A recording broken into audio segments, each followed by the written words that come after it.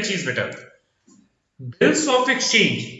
यहां पर सबसे पहले और सबसे इंपॉर्टेंट चीज जो आप लोग को ध्यान में रखनी होगी वो ये है कि बिल्स ऑफ एक्सचेंज बेटा तभी हम यूज करेंगे जहां पर क्रेडिट ट्रांजैक्शन होता हो। I repeat, bills of exchange सिर्फ और सिर्फ कहां यूज होगा, जहां पर किस टाइप का ट्रांजैक्शन होता हो माई क्रेडिट ट्रांजैक्शन। यानी यहां पर जो आपके दो पार्टीज होंगी सेलर और बायर, तो वो बेसिकली सेलर और बायर ना बोल करके हम उन्हें क्या बोलेंगे, क्रेडिट सेलर और क्रेडिट बायर बोलेंगे। क्रेडिट सेलर सिंस वो करता क्या है बेटा, गुड्स सेल करता है क्रेडिट पे और बायर गुड्स परचेज करता है क्रेडिट पे। तो जो आपका बायर है बेटा वो बन जाएगा सेलर के लिए डेटर, और जो सेलर है वो बन जाएगा बेटा बायर के लिए क्रेडिटर। पहले बताओ अच्छे से समझ में आया? तो ओके ना, अब जरा इसका प्रोसेस कैसे है, पहले प्रोसेस समझते हैं हम। प्रोसेस कुछ इस तरीके से स्टार्ट होता है बेटा, ध्यान से देखना कि नहीं समझ में आएगा जहां पे तो बोल देना। जो हमारा क्रेडिट सेलर है हम उसको क्या बोलेंगे बेटा, ड्रॉर बोलेंगे। ड्रॉर इसलिए बोलेंगे क्योंकि वो बिल ड्रॉ करता है। और जो हमारा क्रेडिट बायर है बेटा, सिंस उसके लिए बिल ड्रॉ होता है तो उसे हम क्या बोलेंगे, ड्रॉई बोलेंगे। पहले बताओ ये समझ में आ गया पहला प्रोसेस? ओके, अब देखो प्रोसेस कुछ इस तरीके से स्टार्ट होगा बेटा। सबसे पहला प्रोसेस क्या है कि क्रेडिट सेलर गुड्स सेल करेगा क्रेडिट पे। तो यानी पहले मतलब प्रोसेस की स्टार्टिंग कैसे हो रही है, क्रेडिट सेल ऑफ गुड्स। तो बेटा गुड्स सेल किया है सेलर ने, तो बायर ने क्या किया होगा, गुड्स परचेज किया होगा क्रेडिट पे। बात समझ में आई?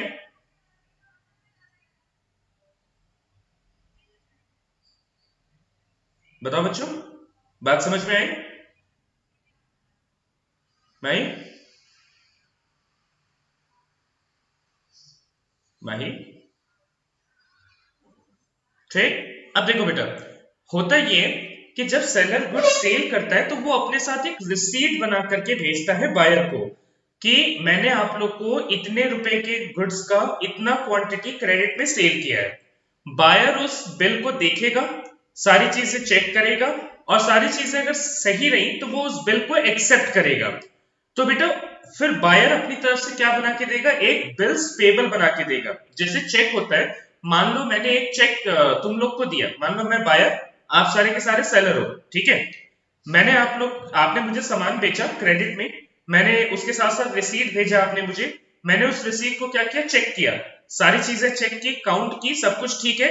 तो मैं अपनी तरफ से मान लो अगर तुम लोग को बोलता हूं कि मैम सर ये रहा आपका बिल, ठीक है, जिसमें मैं पेमेंट करूंगा 3 महीने बाद की। तो बेसिकली मैं अपनी तरफ से क्या कर रहा हूं, बिल पे करूंगा या रिसीव करूंगा एज एन बायर? बताओ। अगर मैं ठीक है, तो मतलब ये है कि अगर मैं बायर हूं तो मैं सारी चीजें चेक करने के बाद आपको क्या करूंगा, पेमेंट करनी है मुझे। बट सिंस अभी ये क्रेडिट ट्रांजैक्शन है तो मैं आपको क्या दूंगा, बिल्स पेबल। यानी बायर क्या देता है बेटा, बिल्स पेबल। बात समझ में आई माही? ठीक है, तो सेलर को क्या रिसीव होगा बेटा, सेलर को क्या रिसीव होगा, बिल रिसीवेबल। ठीक है, नायब तुम्हें समझ में आया? ठीक। और बेटा फिर सेलर यानी जो आप लोग हो, तो जब उस बिल के ड्यू डेट, यानी जब मैंने जिस दिन 3 महीने बाद का अगर बोला है, तो 3 महीने बाद आप उस बिल को लेकर के किसके पास जाओगे, 3 महीने बाद उस बिल को लेकर आप किसके पास जाओगे बेटा, बैंक के पास। तो होगा ये बेटा कि बैंक उस बिल को रख लेगा, आपके अकाउंट में अमाउंट ट्रांसफर कर देगा और बायर के अकाउंट से अमाउंट डिडक्ट कर देगा। क्या यही प्रोसेस होगा?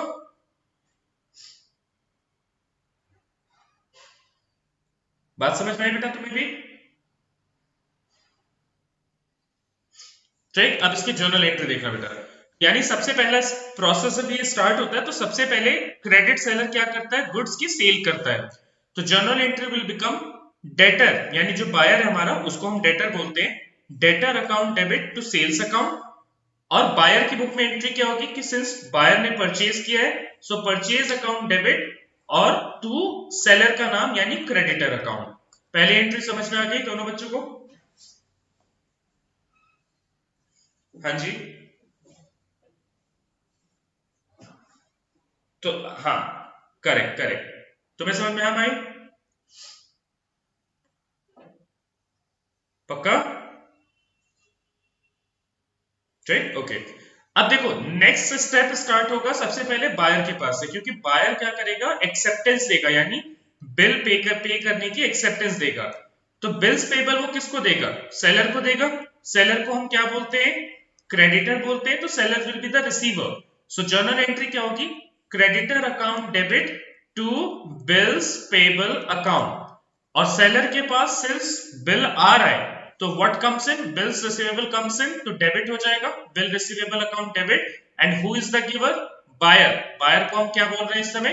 डेटर। तो bills receivable account debit to debtor account. समझ में आ गया? ओके। अब बेटा थर्ड स्टेप स्टार्ट होगा सेलर के पास से। क्यों? क्योंकि सेलर उस बिल को कहां लेके जाएगा? बैंक के पास लेके जाएगा। So what comes in? Amount comes in, यानी bank account debit. And seller के पास से क्या चला गया? What goes out? Bill receivable चला गया बैंक के पास। So journal entry will become bank account debit to bills receivable account. और बायर की बुक में क्या होगा बेटा? जो उसकी लाइबिलिटी, जो बिल पे कर रहा था, वो कम हो जाएगी, तो डेबिट हो जाएगा बिल्स पेबल अकाउंट। और बायर के अकाउंट से what goes out? Money goes out तो टू बैंक अकाउंट। समझ में आ गया भाई? ठीक है। बट ना ये तो बड़ा जनरल प्रोसेस हुआ, बिल्कुल नॉर्मल प्रोसेस। बट कभी कभी इन प्रोसेस में थोड़ा थोड़ा चेंज आता है। अब हम बात करेंगे फोर्थ वाले पॉइंट की, बिल डिस्काउंटेड फ्रॉम बैंक। पहले तो इसका मतलब समझ लो आप लोग कि बिल डिस्काउंटेड फ्रॉम बैंक का मतलब क्या होता है। अब इसके इसके लिए एक सिचुएशन रखते हैं। सिचुएशन देख के बताना कि पॉसिबल है कि नहीं। ये सेलर हो गया, मतलब आप लोग हो गए बेटा, ठीक है। मैं बायर हो गया, मतलब मैं बायर हो गया, टीचर। तो सेलर हो गया स्टूडेंट्स, टीचर हो गया बेटा बायर। यहां पर अब ध्यान से देखना, आपने मेरे को गुड सेल किया था लेट्स से 1 अप्रैल 2020 में। तो ऑब्वियसली मैंने भी उसी दिन गुड्स परचेज किया आपने आपसे, ठीक है।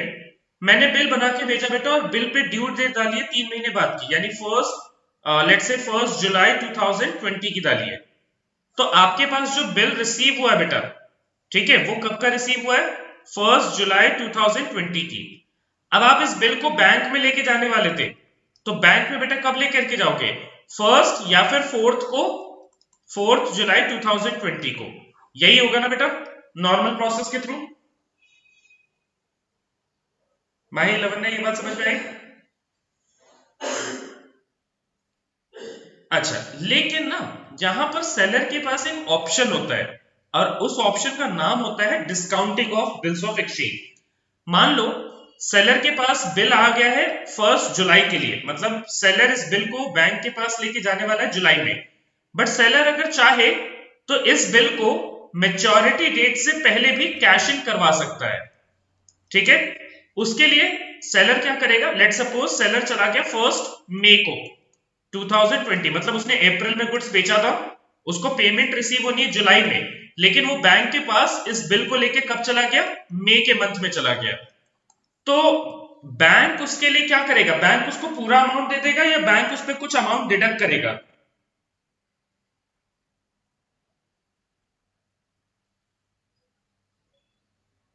बताओ, बोलो बोलो बोलो, शर्मा डरने का नहीं, बोलो बोलो। बिल्कुल डिडक्ट करेगा। पॉइंट ये कि बैंक तो आपसे यही बोलेगा ना कि सर आपका ड्यू डेट 2 महीने बाद का है, आप 2 महीने पहले कैश इन करवा रहे हो, तो हम आपको पूरा अमाउंट नहीं दे सकते। हम उस बिल पे आपसे 2 महीने का क्या चार्ज करेंगे? 2 महीने का चार्ज करेंगे डिस्काउंटिंग चार्जेस। पहले बताओ ये प्रोसेस समझ में आया? लवन्या, माही, भव्य, बाकी? ठीक है। लवन्या तुम्हें समझ में आया? ठीक, अब ध्यान से सुनना जरा इस चीज में। एक बात बताओ, ये जो मतलब ये जो डील है, ये सेलर और बैंक के बीच की है, क्या इसमें बायर का कोई रोल है? No sir. तो दैट मीन्स कि बायर के इससे कोई लेना देना नहीं है। बायर के अकाउंट से पैसा कब डिडक्ट होगा? जब उसकी ड्यू डेट आएगी। तो मतलब ये बेटा कि अगर आपने बिल डिस्काउंट कराया है तो बिल डिस्काउंट कराता कौन है? सेलर कराता है। तो इसीलिए सिर्फ और सिर्फ उसकी जर्नल एंट्री सेलर की बुक में होगी, बायर की बुक में उसकी कोई एंट्री नहीं होगी। अब सेलर को पैसा तो मिलेगा, तो bank account debit, but seller को उसके लिए क्या देना पड़ेगा? कुछ डिस्काउंटिंग चार्जेस देना पड़ेगा, जो उसके लिए एक्सपेंस या फिर लॉस हुआ। So all expense and losses are debit, तो उसका नाम क्या गया? Discounting charges account debit. और सेलर के पास से what goes out? Bill receivable चला गया बैंक के पास। लेकिन इसकी कोई भी जर्नल एंट्री बायर की बुक में नहीं होगी, क्योंकि बायर से इसका कोई लेना देना था ही नहीं। आई बात समझ में सबको? माही लवन्या, लवन्या बेटा आया? अच्छा जी। तो चार प्रोसेस हो गए बेटा। चार प्रोसेस क्या थे? सबसे पहला सेल का था, फिर उसके बाद बिल रिसीव करने का था, फिर हम बिल को अगर मेच्योरिटी डेट पे बैंक में प्रेजेंट करते हैं तो वो था। बट अगर सेलर क्या करता है, उस बिल को मेच्योरिटी से पहले बैंक के पास ले जाकर के कैश इन कराता है, तो discounting of bills of exchange हो गया वो। अब आते हैं हम जरा पांचवें पॉइंट पे, बिल डिसऑनर्ड। ध्यान से समझना, बिल डिसऑनर्ड का मतलब यह है कि बिल क्या हो गया? बाउंस हो गया, यानी बिल क्या हो गया? मतलब कंप्लीट नहीं हो पाया। क्यों? क्योंकि वहां पर ऑब्वियसली किसका फॉल्ट होगा? सेलर का या बायर का? अगर बिल डिसऑनर हुआ तो बायर का। अब जरा समझना बेटा कि कैसे। क्या आप लोग ने चेक बाउंस का नाम सुना है? बाकी दोनों ने सुना है? भाई ध्यान रखना, चेक डिसऑनर जब होता है तो वो क्यों होता है? सपोज करो ये रिसीवर है, बेसिकली हम इसको सेलर बोल देते हैं, और ये पेयर है जो जिसको हम बेसिकली बायर बोल देते हैं। मान लो मैं बायर हूं, यानी मुझे चेक पे करना है, ठीक है। मैंने आप लोग को एक चेक इशू करके दे दिया, लेट से 10,000 रुपए का। अब या तो उसमें मैंने साइन गलत किया होगा, या मेरे अकाउंट में पैसे नहीं होंगे, या मैंने ओवर राइटिंग किया होगा, या मैंने कुछ ना कुछ मिस्टेक की होगी। तो क्या बेटा, जब आप उस चेक को बैंक में ले जाकर के प्रेजेंट करोगे, यानी डिपॉजिट करोगे, बैंक उस चेक को एक्सेप्ट करेगा?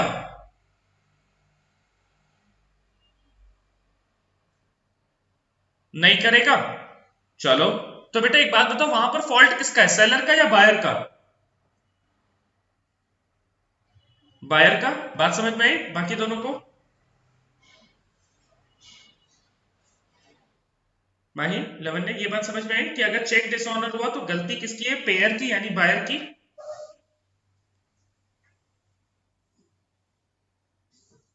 Same as, okay, same as अगर बिल भी डिसऑनर्ड होता है बेटा, तो उसमें फॉल्ट किसका होता है? बायर का फॉल्ट होता है। तो इस केस में अगर बिल डिसऑनर हुआ है, वो भी बायर की फॉल्ट की वजह से बेटा, तो यहां पर एक प्रोसेस होता है, और वो होता है नोटिंग चार्जेस का। तो अब जरा समझना कि ये नोटिंग चार्जेस का प्रोसेस होता कैसे है। ठीक है, रुको, देखो, बिल, बायर ने बिल पे किया था बेटा, और सेलर ने बिल रिसीव किया था। सेलर के पास बेटा बिल आया था, और बायर ने बिल क्या किया था बेटा? पे किया था। अब जरा समझना इस प्रोसेस को, ठीक है। सेलर उस बिल को लेके किसके पास गया बेटा? बैंक के पास गया, ठीक है। बैंक ने उस बिल को क्या किया बेटा?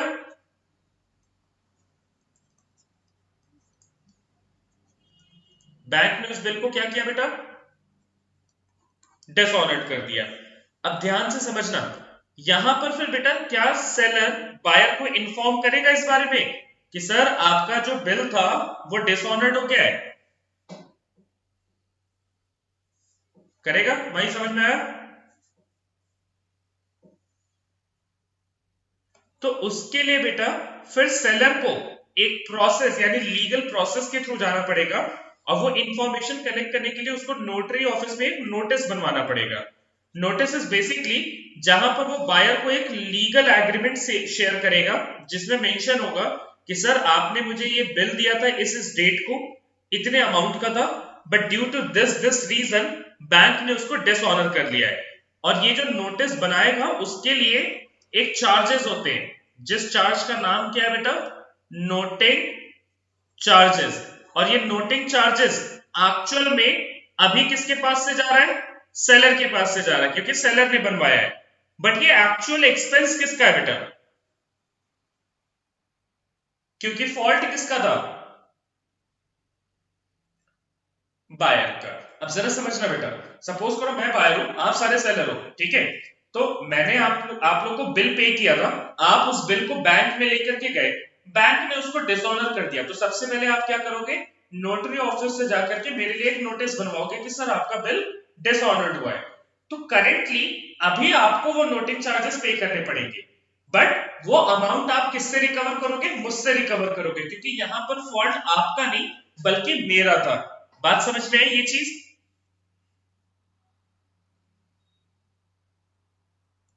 लवन्या, माही, नायर,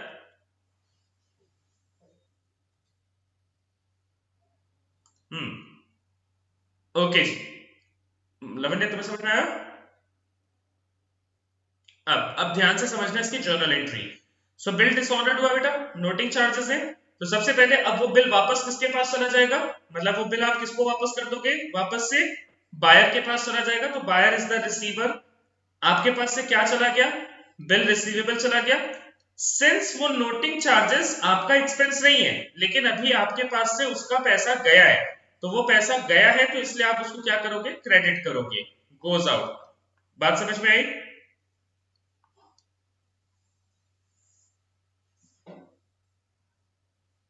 ठीक, ओके। बायर के बुक में बेटा बिल्स पेबल यानी बिल पेबल अब उसको वापस से करना पड़ेगा, ठीक है, एक्सपेंस हो गया उसके लिए। अलग से उसको एक और एक्सपेंस पे करना होगा, दैट इज नोटिंग चार्जेस। और किसको देगा बेटा, वो क्रेडिटर को वापस से देगा। बात समझ में आई?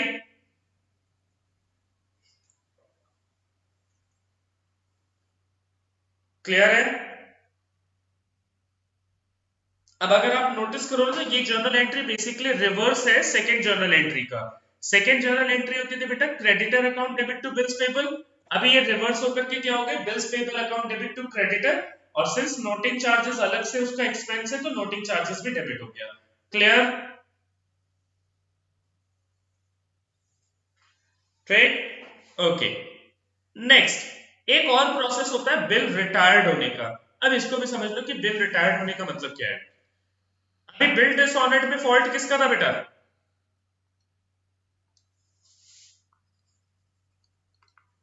बिल डिसऑनर्ड में फॉल्ट बायर का था। बेटा ध्यान रखें, अगर बिल रिटायर होता तो यहां पर फॉल्ट बायर का नहीं बल्कि किसका हो जाता है, सेलर का हो जाता है।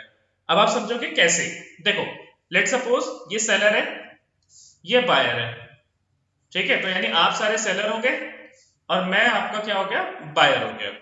अब इस केस में क्या था, आपने मुझे गुड्स बेचा, ठीक है, मैंने गुड्स खरीदा था, मैंने आपको बिल बना के दिया बेटा 1 जुलाई के लिए कि आप उसको पैसा कब विड्रॉ कर सकते, 1 जुलाई को। तो बेटा वो 1 जुलाई और प्लस 3 दिन का ग्रेस डेज, यानी आपके पास वो बिल कब तक वैलिड है बेटा,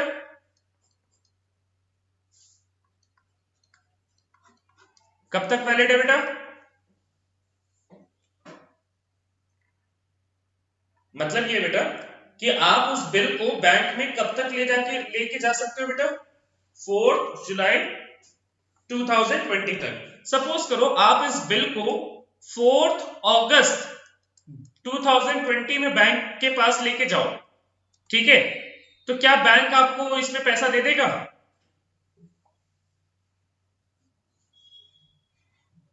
भाई समझ में आया ये पॉइंट?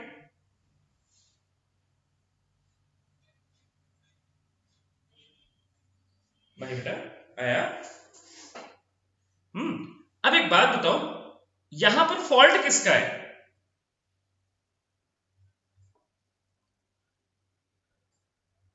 करेक्ट।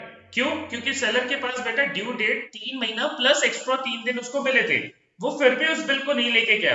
तो यहां पर फॉल्ट किसका है, यहां पर फॉल्ट है सेलर का। क्यों, क्योंकि बिल आपने क्या कर दिया, रिटायर कर दिया है, ठीक है, उसकी ड्यू डेट रिटायर हो चुकी है। अब यहां पर ऑब्वियसली सेलर बायर से रिक्वेस्ट करेगा कि सर एक बार आप फिर से बिल बना के भेज दो, बताओ। लेकिन सिंस यहां पर सेलर का फॉल्ट है, तो क्या सेलर को कुछ कॉम्पनसेट करना पड़ेगा इस चीज के लिए? और ध्यान रखना बेटा, वो जो कॉम्पनसेशन होगा उसको हम बोलेंगे रीबेट। ठीक है, अब देखो, तो यहां पर क्या होगा, अगर बिल रिटायर हो गया तो वापस से सेलर ने क्या किया होगा बेटा, बिल मंगवाया होगा, तो अब उसको पैसे जरूर मिलेंगे, बट अब उसको पैसे थोड़े से कम मिलेंगे, जस्ट बिकॉज उसने बायर को क्या किया होगा, एक डिस्काउंट दिया होगा जिसका नाम क्या होगा, रिबेट। तो ये सिंस सेलर के लिए एक्सपेंस है, तो expense, all expenses losses are debit, so journal entry will become bank account debit, यानी सेलर के पास कुछ पैसा आया, लेकिन रिबेट कट के आया, यानी रिबेट उसके लिए एक्सपेंस हो गया। टू बिल्स रिसीवेबल, मतलब मान लो अगर 1000 रुपए का बिल था, 100 रुपए आपके रिबेट में कट गए, तो बैंक में यानी आपके पास पैसा आया 900 रुपए, 100 रुपए का रिबेट कट गया और आपका बिल गया कितने का, 1000 का। बायर के लिए फायदा हो जाएगा बेटा, बायर को पे करने थे टोटल पहले 1000 रुपए, लेकिन अभी उसको 100 रुपए का डिस्काउंट यानी रिबेट रिसीव हो गया, तो अब उसके अकाउंट से बैंक गोज आउट कितना, 900 रुपीज। क्लियर भाई सबको? मैंने पूछा सबको?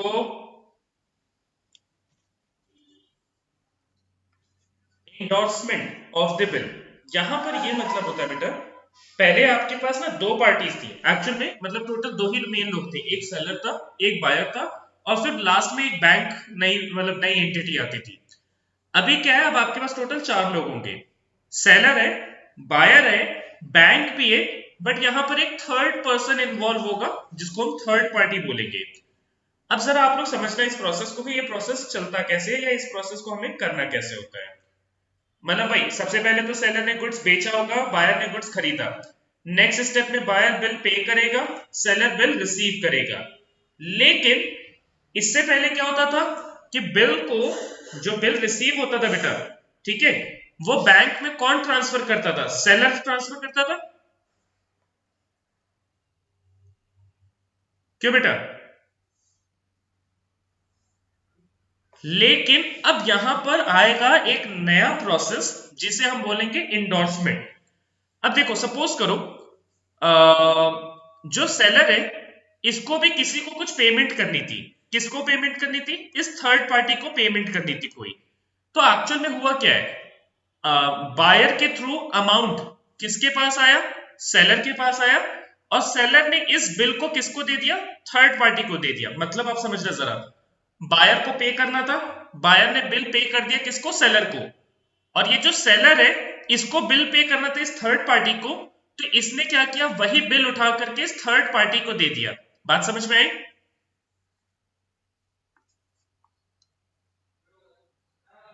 बेटा बात समझ में आई आप लोग की ये चीज सबके? अरे भाई सबके है ना?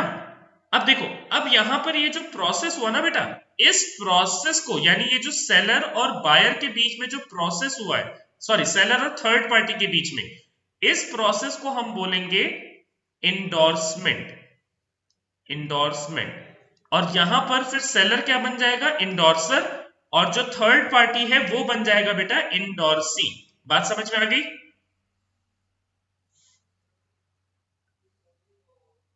ठीक, अब जरा इसकी जर्नल एंट्री देखना बेटा आप लोग पहले तो।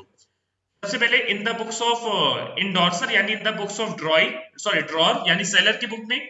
अब हुआ क्या है, वो बिल जब सॉरी जब सेलर ने उस बिल को ट्रांसफर कर दिया थर्ड पार्टी को, अब रिसीवर कौन है बेटा उस बिल का, क्यों बेटा, अब रिसीवर कौन है उस बिल का,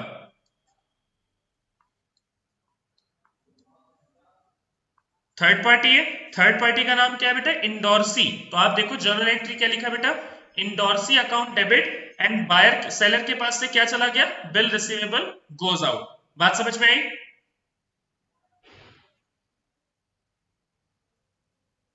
लवन्या? ठीक है बेटा, इसका बायर से कोई लेना देना है, इस प्रोसेस में बायर से कोई लेना देना है?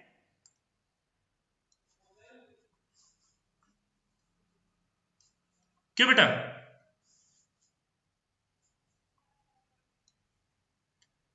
अगर आप नोटिस करो तो ये बिल ट्रांसफर किया किसने? सेलर ने ट्रांसफर किया है। तो क्या यहां पर बायर का कोई रोल है?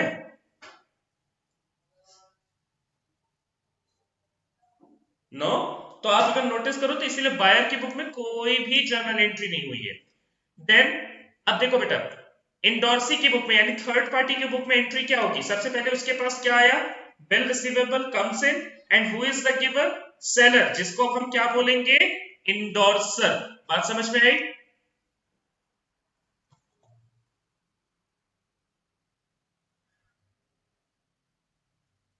बाकी बाकी बच्चों को ठीक? ओके। फिर जब बेटा बिल मेच्योरिटी पे यानी जब हम अब उस बिल को बैंक के पास कौन लेके जाएगा? सेलर लेके जाएगा या थर्ड पार्टी लेके जाएगा?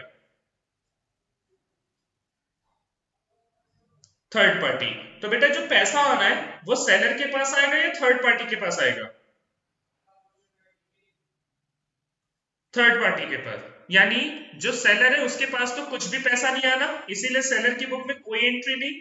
थर्ड पार्टी की बुक में बेटा बैंक अकाउंट डेबिट यानी उसके पास पैसा comes in, what goes out? Bill receivable goes out. और जो बायर है उसके अकाउंट से तो नॉर्मली जो पैसा कटना था वो कट गया। बात समझ में आई?